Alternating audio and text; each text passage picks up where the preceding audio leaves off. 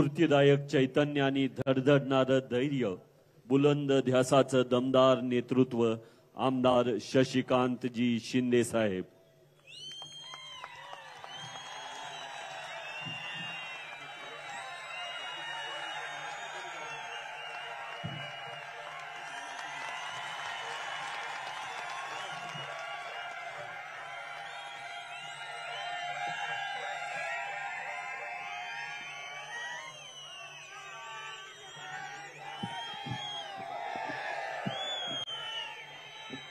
सातारा लोकसभा मतदारसंघाच्या आज होणाऱ्या जाहीर सभेमध्ये आपल्या देशाचे नेते, या बहुजन समाजाचे पंचप्राण, माझं दैवत आदरणीय पवार साहेब, महाविकास आघाडीचे सातारा जिल्ह्यातले आमचे प्रमुख, माजी मुख्यमंत्री पृथ्वीराज चव्हाण साहेब, विद्यमान खासदार आणि याच मैदानामध्ये ज्यांनी सातारा केसरी या मागच्या निवडणुकीमध्ये पद मिळवलं ते श्रीनिवास पाटील साहेब। काही माणसं अशी असतात की जी संघर्षाला कधी घाबरत नाही आणि लढायला कधी मागे हटत नाही। परिणामाचा विचार न करता दिल्लीचे मुख्यमंत्री केजरीवाल यांचे खंदे समर्थक आणि जबरदस्त अशा प्रकारचा नेता आदरणीय संजय सिंह साहेब, तुम्ही माझ्या सभेसाठी दिल्लीवर आल्याबद्दल हृदयापासून सातारच्या वतीने आपला मनापासून या ठिकाणी आभार व्यक्त करतो। आमचे राजेश भैया टोपे, अनिलजी देशमुख, आमचे दुसरे नेते बाळासाहेबजी पाटील साहेब, फौजिया खान, आमदार अरुण लाड, भारत पाटणकर, ज्येष्ठ नेते साहेबराव पवार, या ठिकाणी सर्व उपस्थित व्यासपीठावरील मान्यवर, उपस्थित सर्व बंधू भगिनींनो, विशेषतः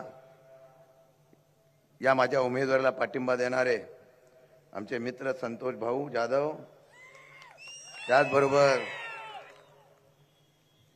दुसरे आमचे सहकारी शंकर पार्वती कार्तिके, उपस्थित मोठ्या संख्येने उपस्थित असलेले सर्व बंधू भगिनींनो आणि माझ्या पत्रकार मित्रांनो, मी साहेबांकडे मुद्दाम नतमस्तक झालो आणि तुमच्या समोर नतमस्तक झालो। लढाई छत्रपतीच्या गादीशी होती आणि एका सामान्य कार्यकर्त्याला एवढ्या मोठ्या संख्येने आपण पाठबळ दिल्याबद्दल मी मनापासून आपल्या या ठिकाणी ऋण व्यक्त करतो। आणि साहेबांचा एवढ्यासाठी मी नतमस्तक झालो, हा काय ड्रामा नव्हता, हृदयातली भावना होती। एका माथाडी कामगाराच्या मुलाला 5 वेळा आमदार, 1 वेळा मंत्री, लढाईच्या वेळेला मला खासदारकीचं तिकीट दिलं, त्या माझ्या नेत्याच्याकडे मी दंडवत होणं माझं कर्तव्य होतं।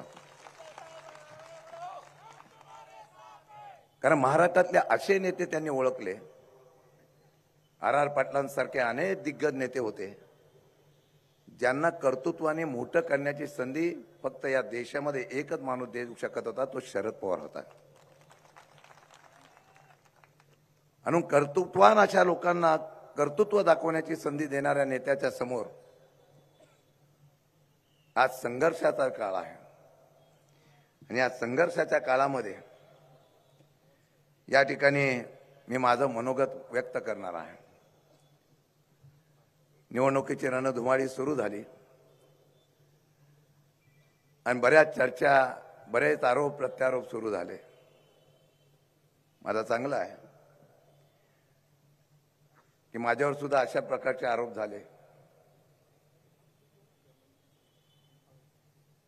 आरोप करणाऱ्यांवर मी टीका करणार नाही, परंतु मला अभिमान आहे की माझ्या व्यासपीठावर 2 नेते असे आहेत की आरोपाला समर्थपणे समोर जाऊन ईडीला न घाबरणारे संजय सिंह आणि अनिल देशमुख आहे, संजय राऊत आहेत. साधा विचार करूया. मी तुम्हाला एक गोष्ट सांगतो, हे तुम्हाला माहीत नसेल. माझ्या पत्नी इथं आहेत, माझी मुलं इथं आहेत. माझ्यावर पूर्वी एक गुन्हा दाखल करण्याचा षडयंत्र रचलं गेलं आणि आमच्या कुटुंबाला कधी हा अनुभव नव्हता. आणि मी बाहेर गेलो त्यावेळेच्या काळामध्ये एक माणूस फक्त मागे उभा होता आमच्या कुटुंबाच्या, ज्याने आत्मविश्वास दिला आणि धीर दिला. त्याचं नाव होतं शरद पवार. आणि या नेत्याच्यासाठी पाहिजे ते करण्याची भूमिका घेणारा मी कार्यकर्ता आहे.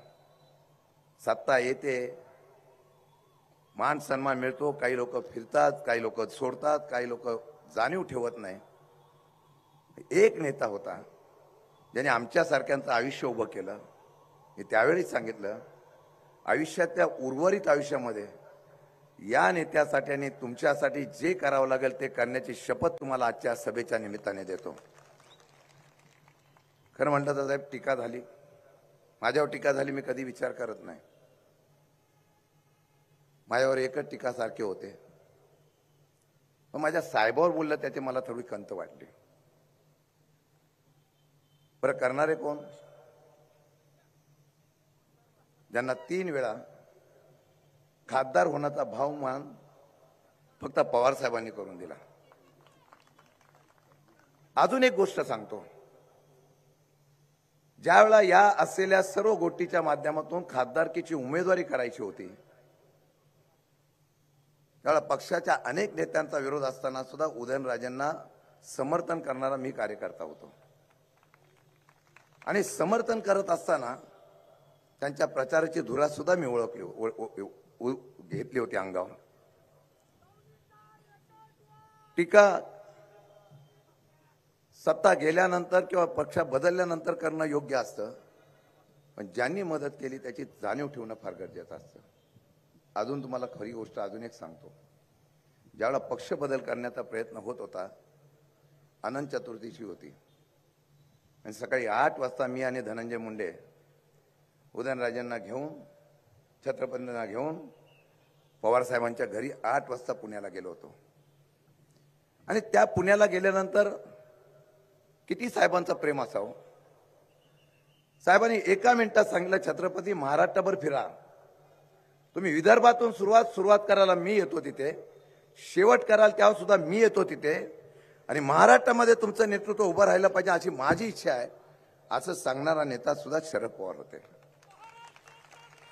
आणि या गादीचा मान सुद्धा पवार साहेबांनी ठेवला की छत्रपतींना संधी दिली पाहिजे अशा प्रकारची भूमिका घेणारा नेता शरद पवार होता.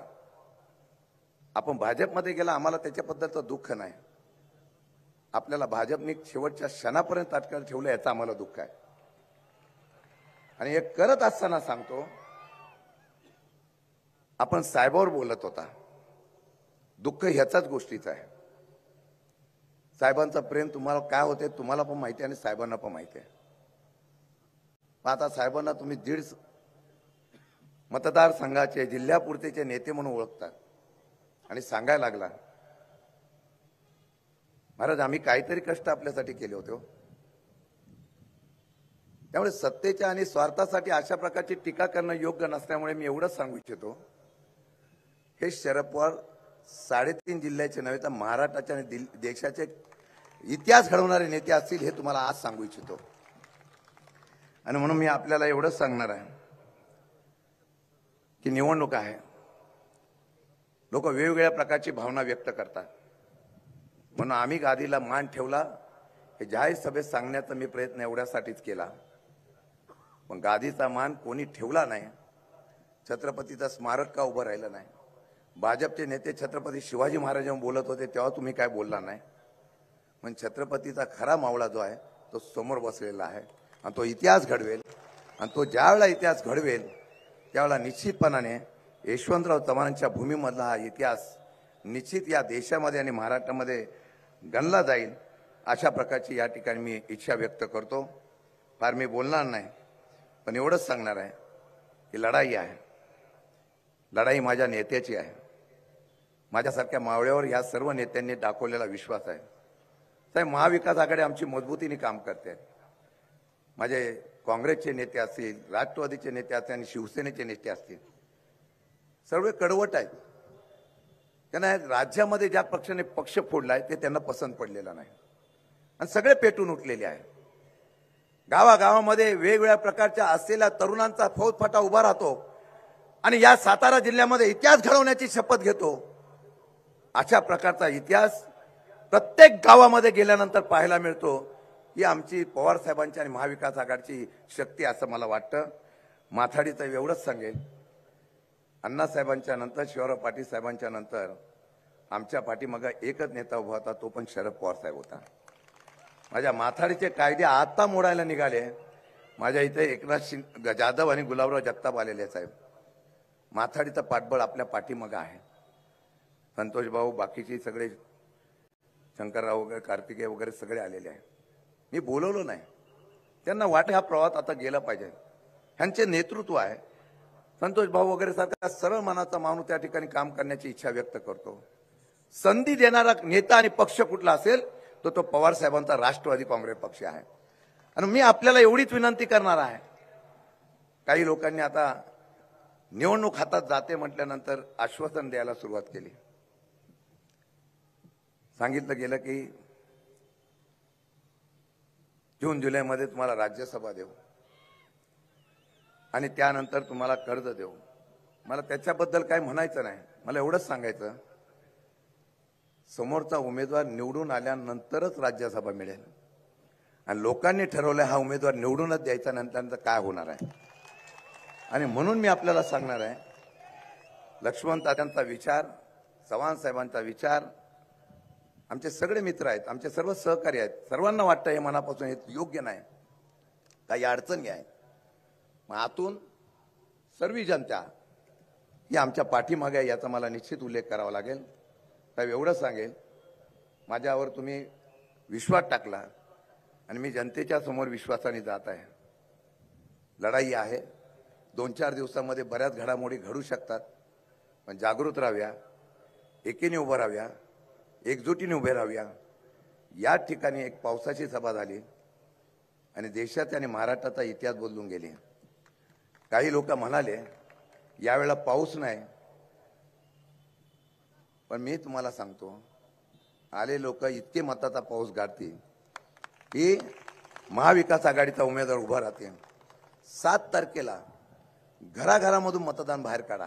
जे आपलं आहे, जे हक्काचं आहे. फार दबाव आहे, लोकांना बाहेर पडून दिले जात नाही, फोन केले जातात, दमबाजी दिली जाते. पण ही क्रांती आहे आणि ही क्रांती जर उभी करायची असेल तर ज्या नेत्यांनी 84 वर्षामध्ये सुद्धा दिवसाला 5-5 सभा घेऊन या महाराष्ट्र हलवून टेकलाय आणि या नेत्याची भीती या देशाच्या असलेल्या भाजपला घेतली, त्या नेत्याचा आदर्श ठेवून या असलेल्या 7 तारखेपर्यंत एक माणूस बाहेर काढा. दबावाला झुकू नका, क्रांती घडूया आणि मताला इतक्या संख्येने बाहेर पडूया आणि इतिहास घडून दाखवू. ज्या वेळा मतपेटी बाहेर निघेल, राज्यातल्या सर्वात जास्त मताधिक्याने निवडून आलेला खासदार हा सातारा लोकसभा मतदारसंघाचा असेल, हा विश्वास या ठिकाणी दाखवूया. आपण मोठ्या संख्येने आल्याबद्दल ऋण व्यक्त करतो आणि माझ्या नेत्यांच्या समोर साक्ष देऊन सांगतो, आदर्शोत खासदार होऊन देण्याचा प्रयत्न मी निश्चित करेन. लोकांच्या समस्याला आवाज उठवणारा खासदार म्हणून काम करेल, नव्हे तर दिल्लीच्या लोकसभेमध्ये साताराचा आवाज घुमवणारा खासदार म्हणून मी काम करेल, सामान्याचा खासदार म्हणून काम करेल. जय हिंद, जय महाराष्ट्र. अशी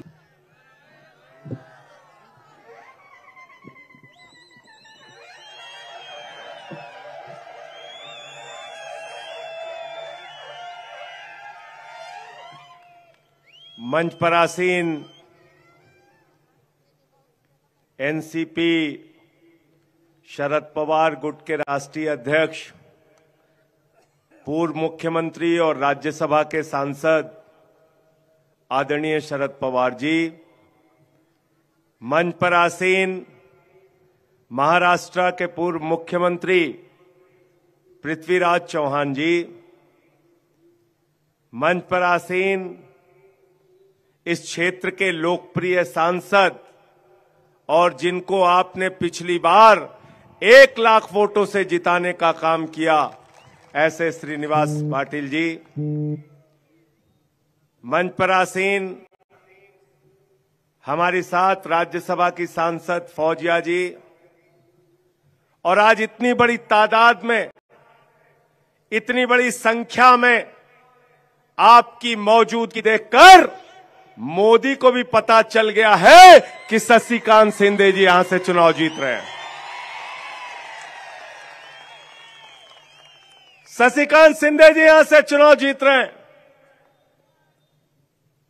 महाराष्ट्र के पूर्व मंत्री भाई सचिन अहिर जी, यहां मौजूद सारे इंडिया गठबंधन के कांग्रेस पार्टी के नेता, एनसीपी के नेता, आम आदमी पार्टी के नेता, अलग अलग दलों के नेता, और आप सबका मैं हृदय से अभिनंदन करता हूं, सर झुका के आपको नमन करता हूं कि इतनी बड़ी तादाद में आप इकट्ठा हुए हैं।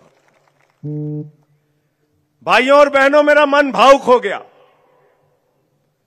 जब मैंने देखा कि शरद पवार जी ने ऐसे व्यक्ति को यहां से लोकसभा का प्रत्याशी बनाया है जो मंच पे आने के बाद सर झुका के आपको नमन करता है, क्योंकि आप मालिक हैं।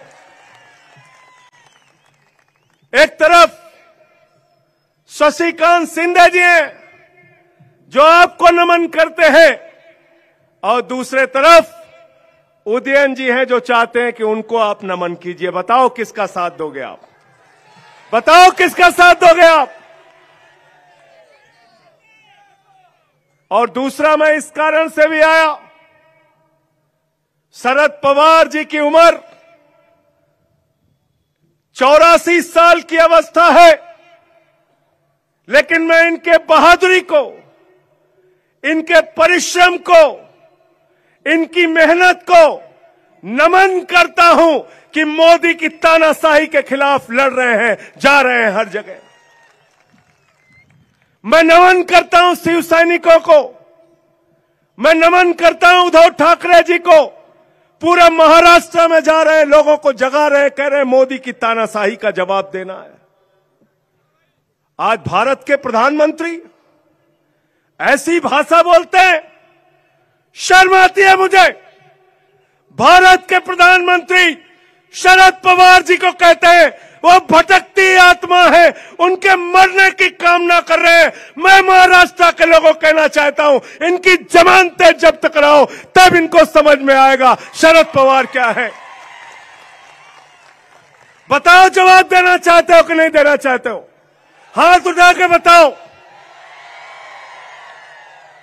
जिसने आपके नेता का अपमान किया, 84 साल की अवस्था में जो आदमी तानाशाही के खिलाफ लड़ रहा है, उसको भारत के प्रधानमंत्री भटकती आत्मा कह रहे हैं, भटकती आत्मा कह रहे हैं। आप शरद पवार जी के मरने की कामना कर रहे हैं, शर्म नहीं आती प्रधानमंत्री जी? मैं कहना चाहता हूं, भारत के प्रधानमंत्री की भाषा एक सड़क छाप भाषा है, यह प्रधानमंत्री की भाषा नहीं है। इज्जत से बात कीजिए, तमीज से नाम लीजिए। शरद पवार जी के लिए ऐसी बात कर रहे हो आप? मैं कहना चाहता हूं, आज सतारा में आप लोगों की इतनी बड़ी संख्या देख के मैं कहना चाहता हूं, शरद पवार जी आप लोगों के साथ मिलकर नरेंद्र मोदी की जो राजनीति है उसको दफन करने का काम करेंगे, उनकी तानाशाही को मिटाने का काम करेंगे।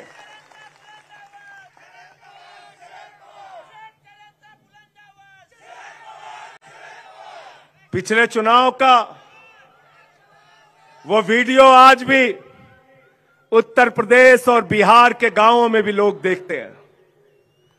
पिछले चुनाव का वो वीडियो आज भी यूपी के, बिहार के, राजस्थान के, हरियाणा के लोग अपने मोबाइल में देखते हैं कि बारिश हो रही थी और शरद पवार जी भाषण दे रहे थे, आप लोगों के बीच में अपनी बात कह रहे थे।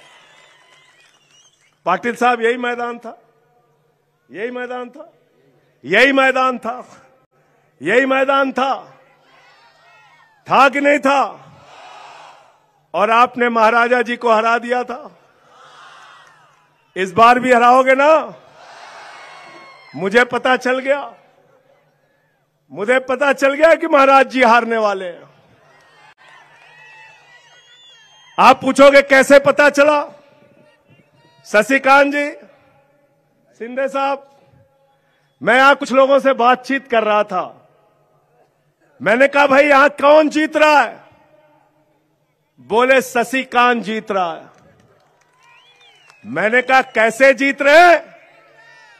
बोले देखो भाई, हम लोग मानते हैं छत्रपति शिवाजी महाराज जी को, और छत्रपति शिवाजी महाराज आदिल शाह के सामने नहीं झुके, हमारे उदयन महाराज अमित शाह के आगे झुक गए।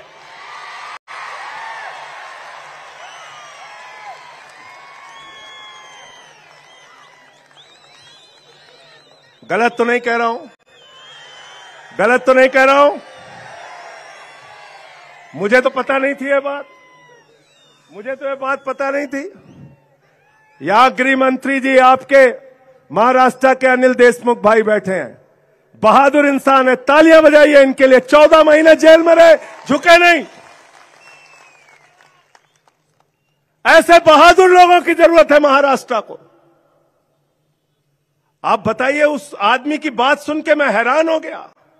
कहता है छत्रपति साहू जी महाराज जी आदिल शाह के आगे नहीं झुके, हमारे उदयन महाराज अमित शाह के आगे झुक गए।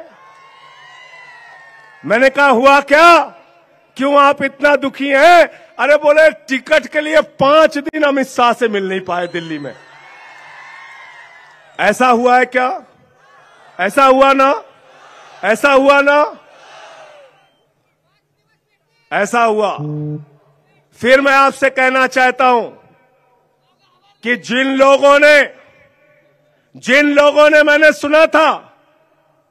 सुना था कोई सोना चोर होता है, कोई बाइक चोर होता है, लेकिन यहां तो नरेंद्र मोदी जी और उनकी पार्टी चोर हो गई है। शरद पवार जी की घड़ी चुरा ली इनकी। उद्धव ठाकरे जी का तीर कमान चुरा लिया नहीं चुरा लिया? उद्धव ठाकरे जी मसाल लेके निकल गए हैं और हर युद्ध के लिए शरद पवार जी आप लोगों के साथ मिलकर महाराष्ट्र के स्वाभिमान के लिए, राष्ट्र के स्वाभिमान के लिए, देश के स्वाभिमान के लिए इस तानाशाह को हटाने के लिए तैयार हैं। जिन लोगों ने देखिए ये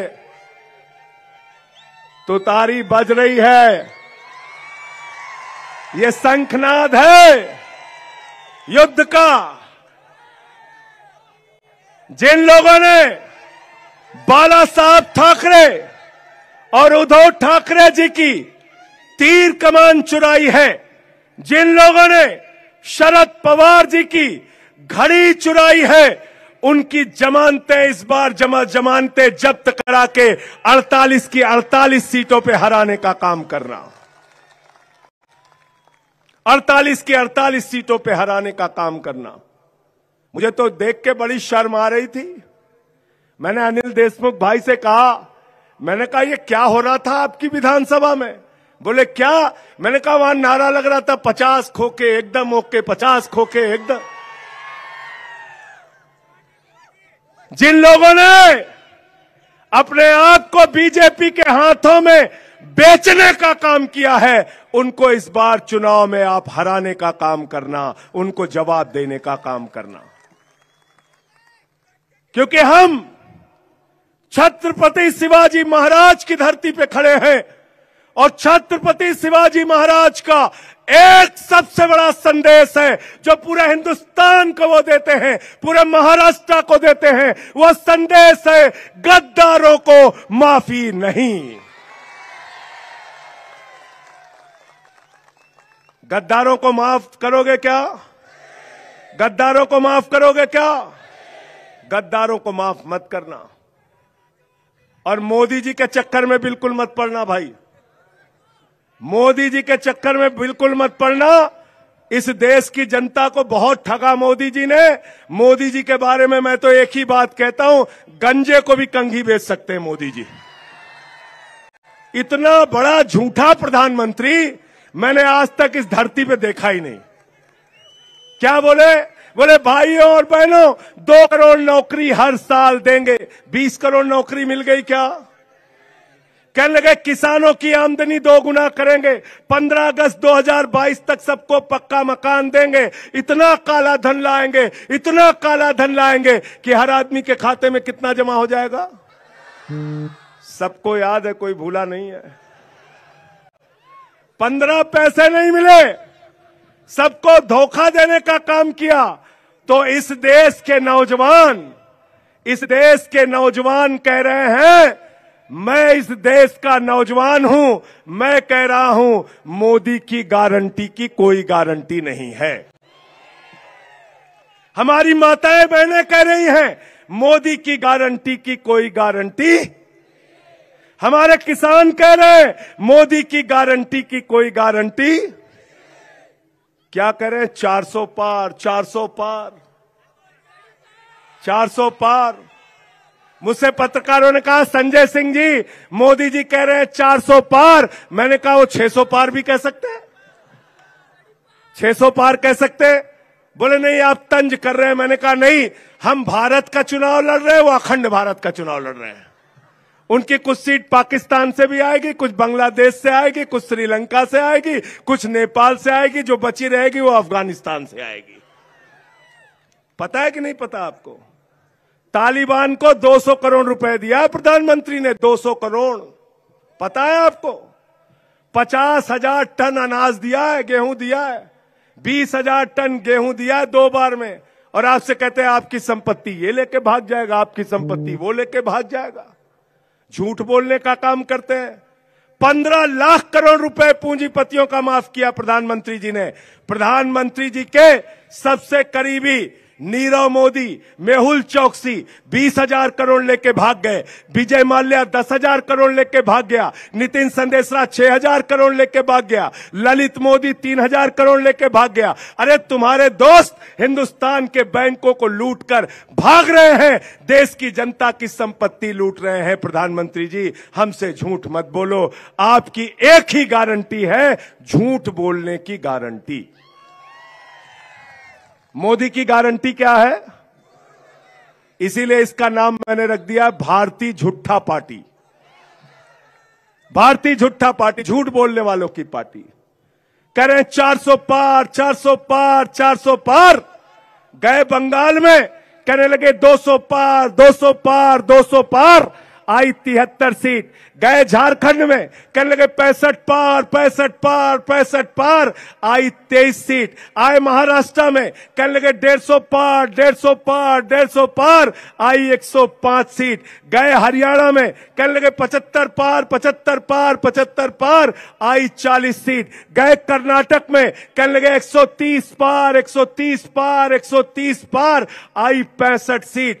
गए दिल्ली में कहने लगे 45 पार, 45 पार, 45 पार। आई 8 सीट। गए मिजोरम में कहने लगे 21 पार, 21 पार, 21 पार। आई 1 सीट। अब करें 400 पार, 400 पार, 400 पार। जनता करे तड़ी पार, तड़ी पार, तड़ी पार। तड़ी पार करना है कि नहीं करना बताओ इनको? तड़ी पार करना है। हमारी बहनें यहां पे बैठी हैं। मोदी जी कहते हैं मंगलसूत्र लेके भाग जाएंगे। कह रहे कांग्रेस वाले मंगलसूत्र लेके भाग जाएंगे। अरे भाई मंगलसूत्र 2014 में कितने का बनता था? 24,000 रुपए तोला सोने का दाम था। बहन जी था कि नहीं बताओ? था ना? अब कितना हो गया? 75,000। कितना हो गया? 3 गुना ज्यादा सोने का दाम बढ़ा दिया। तो आपका मंगलसूत्र कौन चोरी कर रहा है? कौन चोरी कर रहा है?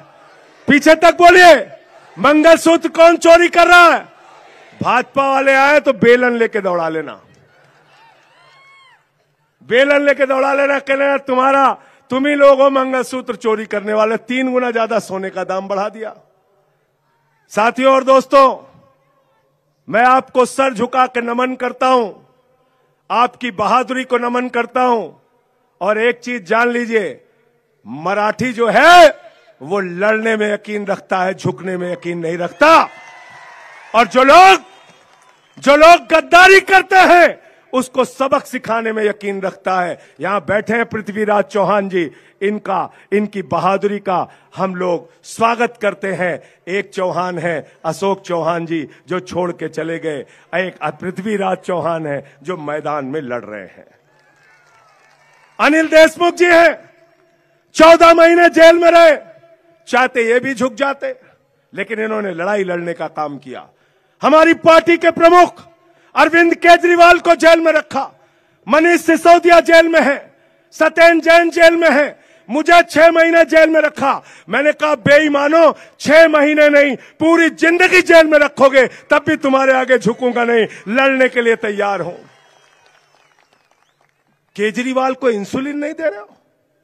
एक आदमी जिसने दिल्ली के बच्चों के लिए अच्छी शिक्षा का इंतजाम किया, दवा का इंतजाम किया, उस आदमी को तुम इंसुलिन की दवा नहीं दे रहे हो, जालिमों जैसा व्यवहार कर रहे हो, उनकी पत्नी से आतंकवादियों की तरह मुलाकात कराते हो, बीच में शीशे की दीवार खड़ी होके।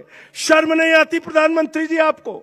प्रधानमंत्री जी, इस देश के लोग आपकी तानाशाही को देख रहे हैं। आपने महाराष्ट्र में तानाशाही की, आपने दिल्ली में तानाशाही की, आपने झारखंड के अंदर एक आदिवासी मुख्यमंत्री को, हेमंत सोरेन को पकड़ के जेल में डाल दिया, केजरीवाल को पकड़ के जेल में डाल दिया, अनिल देशमुख को पकड़ के जेल में डाल दिया, संजय रावत को पकड़ के जेल में डाल दिया। सबको पकड़ पकड़ के आप जेल में डाल रहे हैं। जनता जेल का जवाब वोट से देगी, वोट से।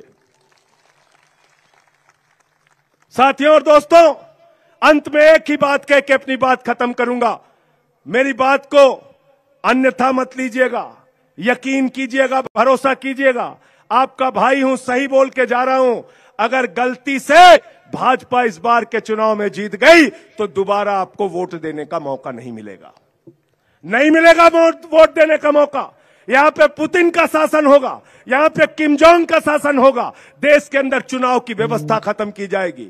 बाबा साहब डॉक्टर भीमराव अंबेडकर ने दलितों के, पिछड़ों के, शोषितों के लिए, उनके अधिकारों के लिए जो आरक्षण दिया है, उस आरक्षण को खत्म किया जाएगा। देश का संविधान खत्म किया जाएगा, वोट की ताकत खत्म की जाएगी। लल्लू सिंह अयोध्या का प्रत्याशी कहता 400 सीट चाहिए, संविधान खत्म करना है। ज्योति मिर्धा बीजेपी की प्रत्याशी कहती है 400 सीट चाहिए, संविधान खत्म करना है। अरुण गोविल बीजेपी का प्रत्याशी कहता है 400 सीट दे दो, संविधान खत्म करना है। आज अनंत हेगड़े कर्नाटका के पूर्व केंद्रीय मंत्री कहते हैं 400 सीट दे दो, संविधान खत्म करना है। इस सतारा के ग्राउंड में हम सब शपथ लेते हैं, कसम खाते हैं, जो बाबा साहब के संविधान को खत्म करने की कोशिश करेगा उसकी राजनीति को हम लोग खत्म कर देंगे। उसके लिए चाहे जो कुछ भी न्यौछावर करना पड़े, उसके लिए हम तैयार हैं। आप सबका हृदय से बहुत बहुत आभार, बहुत बहुत धन्यवाद कि इतने प्यार से आपने मुझे सुना। मैं फिर से हाथ जोड़कर आपसे विनती करने लिए आया हूं। आज एक 84 साल का योद्धा इस मैदान में लड़ रहा है मोदी की तानाशाही के खिलाफ, जिसका नाम शरद पवार है। और एक कामगारों के इतने बड़े नेता जो आपके लिए लड़ाई लड़ते हैं, शशिकांत शिंदे जी, आज वो मैदान में उतरे हैं। उनको भर भर के वोट दीजिएगा, उनको यहां से भारी मतों से जिताने का काम कीजिएगा। बहुत बहुत शुक्रिया, बहुत बहुत धन्यवाद। इंकलाब जिंदाबाद। हृदय को छू लेने वाला संवाद खासदार संजय सिंह से। माननीय या ठिकाणी बळीराजा संघटनेनं मला ही भेट दिली,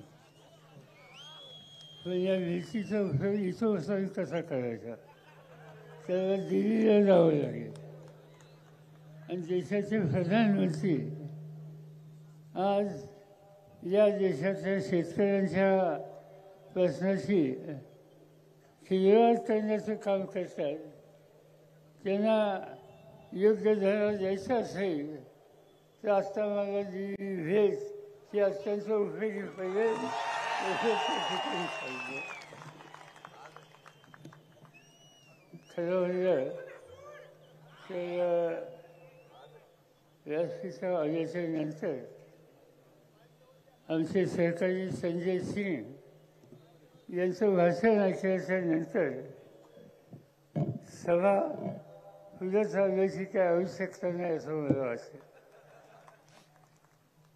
हा एक संघर्षशील अशा प्रकारचा नेता आहे. दिल्लीमधून येतात, अनेक संकटाला तोंड देतात, पण किती मोठी संकट आली तर हा ग्रस्त कधी घाबरत नाही. जे आपलं तत्व आहे त्या तत्वाची कधी सोडवत नाही. आजची ही सभा एक ऐतिहासिक सभा आहे. मला आज आठवण झाली की महाराष्ट्राचं सुख होतं, सातारचं कर्तृत्व ज्यांनी सर्व देशाला देशाच्या बाहेर दाखवलं त्या यशवंतराव चव्हाण या सगळ्यांचं फळ आम्हाला होतोय. आणि त्याचं महत्त्वाचं कारण एक संघर्षाची स्थिती आज देशामध्ये आली आणि तिला सामोरं जायचा निकाल हा घ्यावा लागतो. आता पृथ्वीराजांनी आपल्या भाषणात सांगितलं की मोदी काही सांगत असले त्या देशासमोर एक प्रचंड संकट त्यांनी आणलेलं आहे.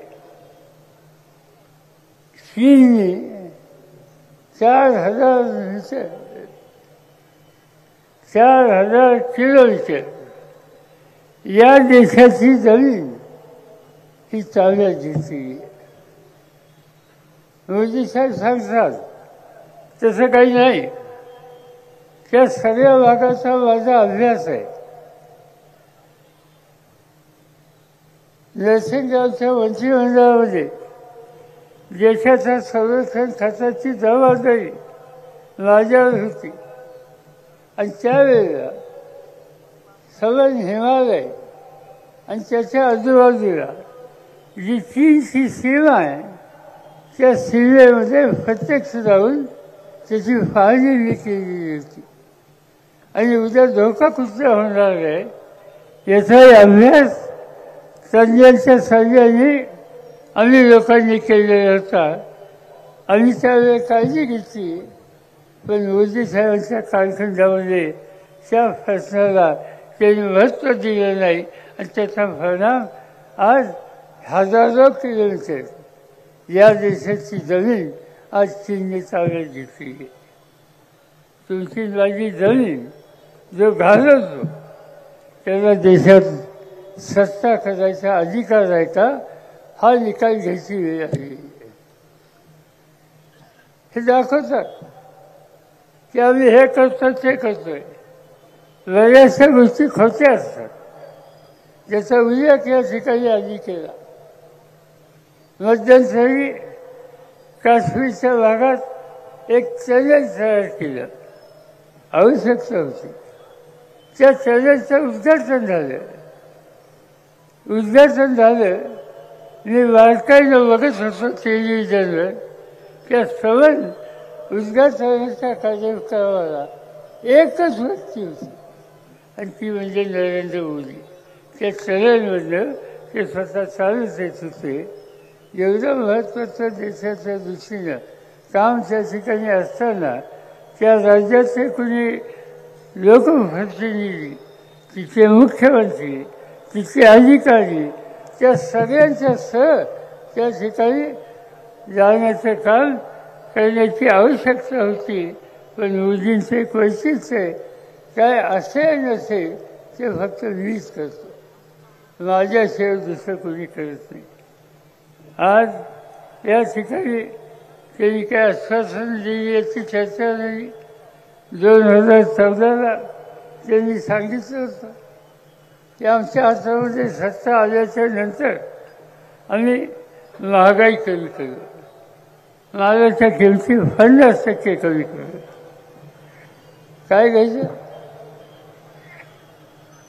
हा शब्द त्यांनी पाळला. आज आपण बघतोय की हे आश्वासन त्यांनी पाळलं नाही. त्यांनी दुसरी गोष्ट सांगितली की माझ्या हातामध्ये सत्ता द्या. या देशाचा शेतकरी जो संकटात आहे त्याला संकटातून बाहेर काढण्यासाठी उत्पादन खर्चाचा विचार करून त्याला त्याच्या मालाची किंमत आम्ही देऊ. आज 14 साल गेलं, 24 साल आले. या 10 वर्षाच्या कालखंडामध्ये उत्पादन खर्चाचा यत्किंचित विचार केला नाही. आज उत्पादन खर्च वाढला, बियाणं महाग झालं, खतं औषधं महाग झाली, मजुरी महाग झाली. शेती अर्थव्यवस्था आज संकटामध्ये आली. शेतीमालाची किंमत वाढली. यांनी केलं काय या सगळ्या काळामध्ये? या काळामध्ये कधीही फायदे नाही अशा प्रकारची सूर भावना आज या देशामध्ये आपण पाहतो. मोदींचं धोरण त्याला फसवत नाही अशी भूमिका कुणी घेतली की त्याला लगेच करून घाल. आज या ठिकाणी संजय सिंग आलेले मोदींच्या त्यांनी कठोर टीका केली होती. 6 महिन्याच्या तुरुंगात अनेकांची उदाहरणं देता येते. झारखंड आदिवासींचे राज्य, आदिवासी मुख्यमंत्री त्यांनी आदिवासींच्या प्रश्नाकडे प्रधानमंत्री लक्ष देत नाहीत असं विधान कुठेतरी केलं. आज तो मुख्यमंत्री जेलमध्ये गेलेला आहे. दिल्लीचा मुख्यमंत्री ज्यांनी उत्तर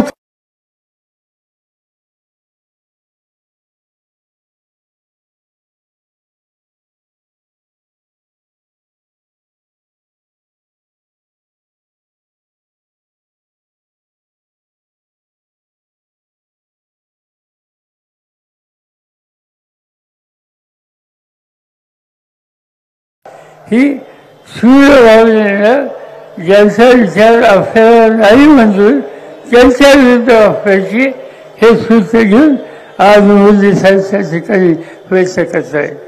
आणि स्थिती बदलायची, ही स्थिती बदलायची असेल तर उद्याच्या निवडणुकीमध्ये शशिकांतचा मोठ्या मताने विजय करणं हे तुमचं माझं कर्तव्य.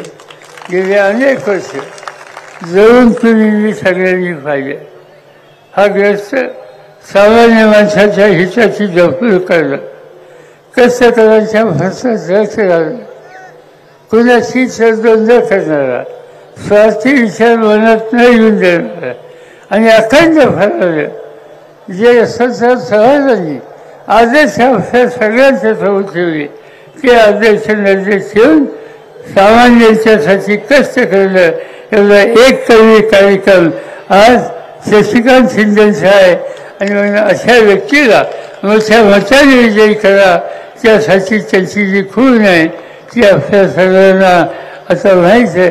तुतारी करणारा मनुष्य त्याच्यासमोर वचन द्यावा आणि पुन्हा एकदा महाराष्ट्राचा लौकिक संबंध देशामध्ये करण्याचं काम या साठाव्यामध्ये करा हीच विनंती करतो. माझे 2 शब्द संपवतो. आभार. श्री सुनील भैया माने, अध्यक्ष सातारा जिल्हा राष्ट्रवादी काँग्रेस, शरदचंद्र पवार पक्ष.